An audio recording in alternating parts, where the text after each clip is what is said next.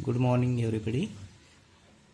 In the last lecture, we have seen the concept transpose of a matrix. So, what is meant by transpose? That is, if A is a given matrix of order I by J, then its transpose is obtained by interchanging the rows and columns of A, and it should be of order J by I. So if the given matrix is of order 2 by 1, then its transpose will be of order 1 by 2, like this. If it is of order 3 by 2, then its transpose is 2 by 3. Just interchange the rows and columns of a given matrix, then you will get the transpose. And then we have seen various types of examples of a transpose. Now we will see the next concept, very important concept, from which we can find the inverse also, inverse of a matrix. So that concept is adjoint of a matrix.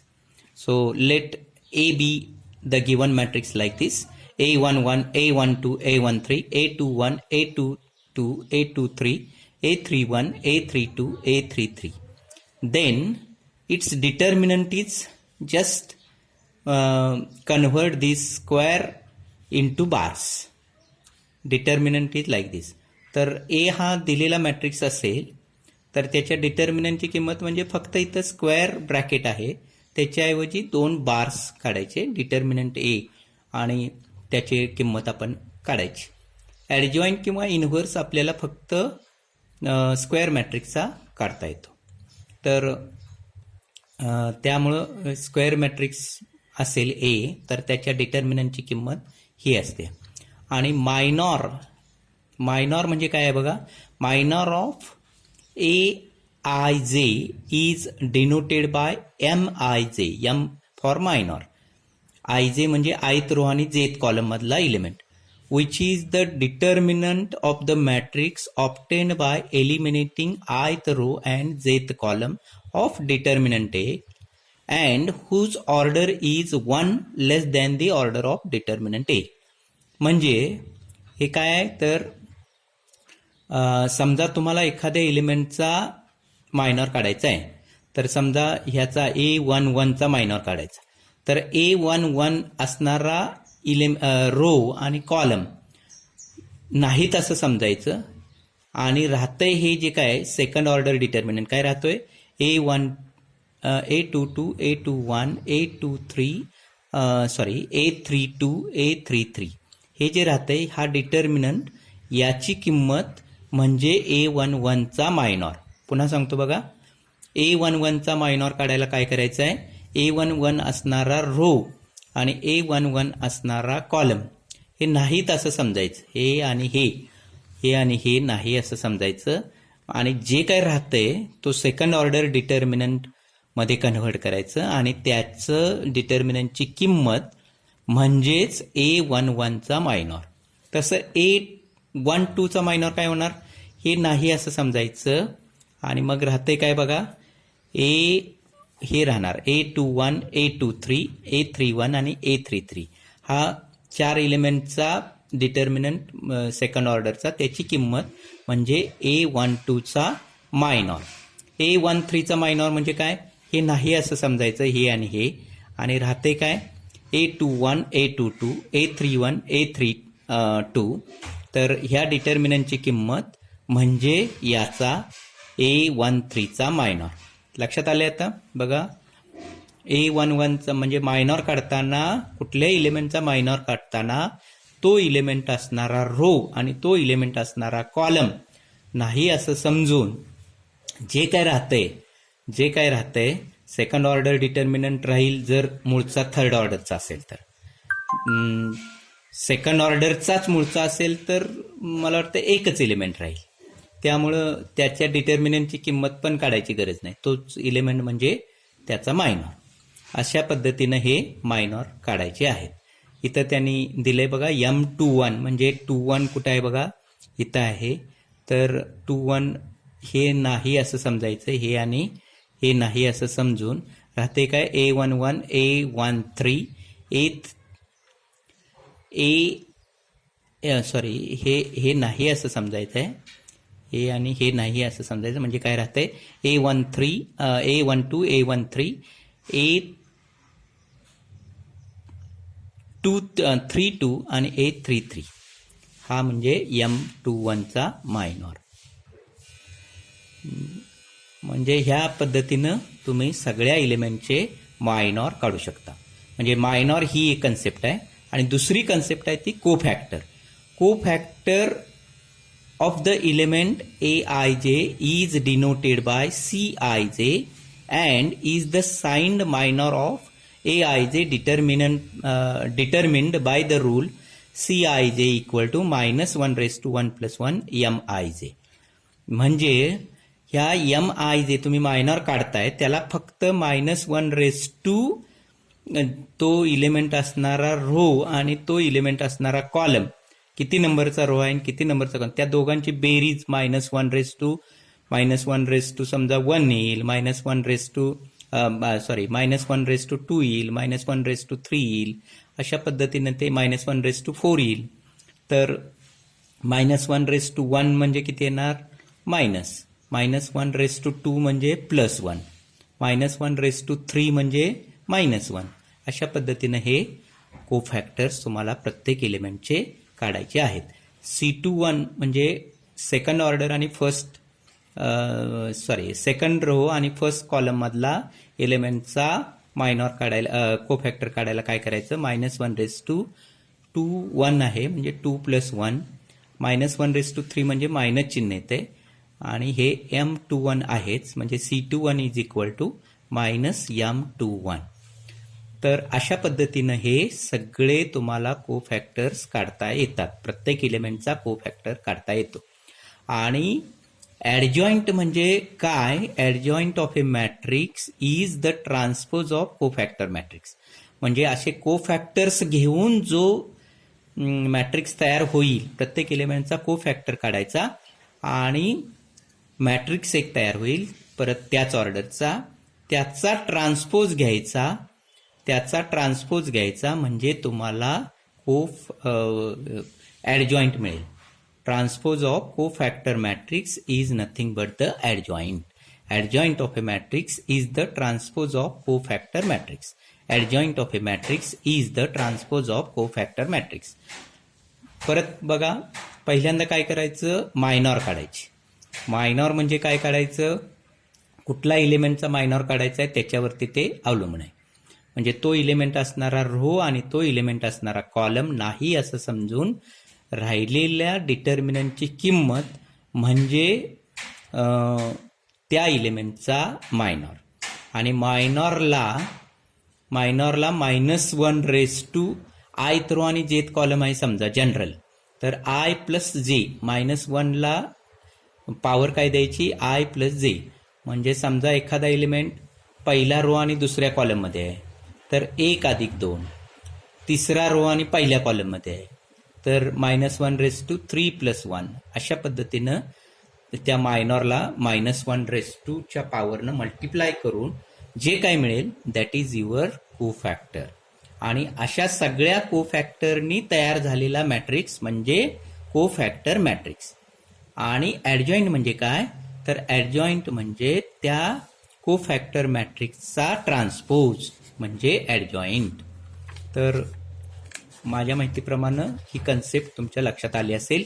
माझं suggestion असं आहे, तुम्ही कुठलाही 3x3चा घ्या, पहिल्यांदा 2x2चं घ्या matrix, त्याचा determinant म्हणजे तुम्हाला लिहिता येतो आणि त्या दिलेल्या 2x2 मॅट्रिक्सच्या सेकंड ऑर्डर मॅट्रिक्सच्या 2x2 मॅट्रिक्सच्या तुम्ही ॲडजॉइंट काढून टाका. पहिल्यांदा काय करायचं, ॲडजॉइंट काढताना मायनॉर काढायचे. मायनॉरला -1/2 काय पॉवर द्यायची I + j, त्यानं त्या मायनॉरला मल्टिप्लाय केलं की कोफॅक्टर मिळतात. असे सगळ्या कोफॅक्टरनी तयार झालेला मॅट्रिक्स म्हणजे कोफॅक्टर मॅट्रिक्स. आणि को फॅक्टर मॅट्रिक्सचा ट्रान्सपोज म्हणजेच ॲडजॉईंट. तर ॲडजॉईंट ही कन्सेप्ट तुमच्या लक्षात आली असेल. प्रत्येकानं आपापलं एक्झाम्पल स्वतः एक्झाम्पल घेऊन ते सगळ्याचे काढायचे, ॲडजॉईंट काढायचे. तर इथं त्यांनी दिले जनरल एक्झाम्पल दिले. ते मगाशी मी जे काय बोललो आहे तेच सगळं ह्याच्यामध्ये आहे. C11 को फॅक्टर ऑफ A11 लाईक दिस -1 म्हणजे इथं बघा 2/2चा घेतला आहे, त्यामुळं म्हणजे A11चा हे करताना तुम्हाला काय करावं लागेल, हे घालवावं लागेल. राहतो एकच element, that is the minor of A11 आणि मायनॉरला -1 + 1 न मल्टिप्लाय केलं की तुम्हाला जे काय मिळेल that is your cofactor of म्हणजे C11 cofactor of A11 that is C11. C11 is A22. C12 is -A21. C21 is -A12. C22 is A11 आणि मॅट्रिक्स ऑफ कोफॅक्टर्स असा झाला. त्याचा ॲडजॉईंट म्हणजे यातला रो आहे तो कॉलम करायचा. C11 C12 हा रो आहे, त्याच्याऐवजी हा कॉलम केला बघा. C11 C12 C21 C22 हा सेकंड रो आहे, तो सेकंड कॉलम. म्हणजे ॲडजॉईंट तुम्हाला अशा पद्धतीनं लिहिता येईल. 3/3चा पण तशाच पद्धतीनं काढायचा आहे. Adjoint A is transpose of cofactor matrix. तर अशा पद्धतीनं ही एक्झाम्पल तुम्ही आता सोडवायची आहेत. If A is equal to 3 4 0 7 find adjoint A. दिले काय 3 4 0 7. मग C11 म्हणजे काय, कोफॅक्टर ऑफ एलिमेंट 3, पहिला एलिमेंट म्हणजे पहिल्या रो आणि पहिल्या कॉलममधला एलिमेंट. आणि त्याची किंमत किती असते हे घालवायचं. हे जे काही राहतंय दॅट इज 7. 7ला -1 + 1 म्हणजेच +1 न मल्टिप्लाय करायचं. 7ला +1 न मल्टिप्लाय केलं तर 7च येते. याचं काय येणार बघा, हा 1 2 मधला आहे, फर्स्ट रो आणि सेकंड कॉलम मधला आहे. म्हणजे हे गेलं तर राहतंय 0. 0ला आता साईन काहीच नाही, तर मायनस साईन येऊन सुद्धा आपल्याला 0ला साईन काय द्यायची गरज नाही, म्हणजे 0 झालं. नंतर ह्या एलिमेंटचं काय येणार, हे गेलं आणि हे गेलं तर 4 येणार. हा 2 1 आहे, 2 1 म्हणजे परत निगेटिव्ह -4. आणि ह्या एलिमेंटचं काय येणार, हे गेलं आणि हे गेलं तर 3 राहते, 3 पॉझिटिव्ह येणार. म्हणजे मॅट्रिक्स ऑफ कोफॅक्टर्स काय झालं 7 0 -4 3. आणि ते ॲडजॉईंट म्हणजे काय होणार, 7 0 हा रो आहे तो कॉलम आणि सेकंड रो आहे तो second column. First row first column, second row second column. कारण ॲडजॉईंट म्हणजे मॅट्रिक्स ऑफ कोफॅक्टर्सचा ट्रान्सपोज म्हणजे परत मी सांगतोय, ट्रान्सपोज म्हणजे काय करतोय आपण, फक्त दिलेल्या मॅट्रिक्समधले रोज आणि कॉलम इंटरचेंज करतोय, त्याला ट्रान्सपोज म्हणतात. तर अशा पद्धतीनं हा ॲडजॉईंट आला. दुसरं एक्झाम्पल काय आहे, find the adjoint of the matrix. हे याच पद्धतीनं सगळंच करायचं आहे आपल्याला. C11 म्हणजे पहिले इथं पॉझिटिव्ह येणार. हे नाही असं समजलं तुम्ही, हे नाही तर राहतंय काय 4 4 2 1. या डिटर्मिनंटची किंमत किती आली, 4 - 8 म्हणजे किती आली -4. -4ला +1 न मल्टिप्लाय करायचं. +1 का, -1 + 1 म्हणजे -1/2 दॅट इज +1. अशा पद्धतीनं याचा काढायचा कोफॅक्टर 10 आला, याचा काढायचा परत ह्या 1चा, तो किती आला -8 आला. C21चा किती आला 1 आला, म्हणजे ह्या 2चा. परत ह्या मधल्या 4चा किती येतोय -4 आला. पुन्हा हे 5 आलं, हे 0 आलं, हे 6 आलं आणि हे -6 आलं. मॅट्रिक्स ऑफ कोफॅक्टर्स म्हणजे काय आलं, हे आलं. आणि ह्या मॅट्रिक्स ऑफ कोफॅक्टर्सचा आपल्याला काय करायचं आहे, मॅट्रिक्स ऑफ कोफॅक्टर्सचं ट्रान्सपोज घ्यायचा. म्हणजे -4 10 -8 हा पहिला रो आहे, त्याच्या ठिकाणी पहिला कॉलम, दुसरा रो आहे तिथं तिसरा कॉलम, तिसरा रो आहे तिथं तिसरा कॉलम. अशा पद्धतीनं ॲडजॉईंट तुम्ही फाईंड करायची. तर मी मगाशी म्हटल्याप्रमाणे तुमची ओन एक्झाम्पल्स घ्या. कुठलाही 3x3चा किंवा 2x2चा मॅट्रिक्स घ्या आणि त्याचे ॲडजॉईंट्स तुम्ही काढू शकता. तर एक्झरसाइजमध्ये त्यांनी दिले बघा, find the adjoint of matrix A if A is equal to this one. Find the adjoint of matrix A if A is equal to this one. If A is equal to this one, find adjoint A. If A is equal to this one, find adjoint A. Then next example, find adjoint A if A is equal to this one. If A is equal to this one, find adjoint A. If A is equal to this one, find adjoint A. Find adjoint of a matrix this. If A is equal to this one, find adjoint. ही जरी तुम्ही example केली तर माझ्या माहितीप्रमाणे तुमचं 100% तुम्हाला ह्याच्यावर जे काही मार्क्स आहेत ते मिळू शकतात. तर ॲडजॉईंट ही कन्सेप्ट अतिशय सोपी आहे पण तितकीच महत्त्वाची आहे, कारण पुढं याचा उपयोग आपल्याला इन्व्हर्स फाईंड करताना होणार आहे. तेव्हा ह्या एक्झरसाईजमधली एक्झाम्पल्स ह्याच पुस्तकातली पाहिजेत असंही काही नाही आहे. हे जे तुम्हाला दिले ते सोडवाच, याच्या व्यतिरिक्त काही एक्झाम्पल तुम्हाला मिळाली तर तीही तुम्ही सोडवू शकता. तर मला वाटतं मी गेल्या मध्येच तुम्हाला ह्या टॉपिकवरचे सगळे नोट्स पण पाठवलेले आहेत व्हॉट्सअप ग्रुपवर तुमच्या क्लासच्या. तर त्याचंही तुम्ही वाचन करा, त्याचं लिहून काढा. नुसतं वाचून मॅथमॅटिक्स येणार नाही, तर तुम्ही ते लिहून काढलं पाहिजे. सतत एक्झाम्पल सोडवली पाहिजेत. आज झालेलं एक्झाम्पल आजच सोडवलं पाहिजे. आणि माझ्या असं लक्षात येतं की बरेच विद्यार्थ्यांनी हे यूट्यूबवरचे व्हिडिओ बघितलेलेच नाही.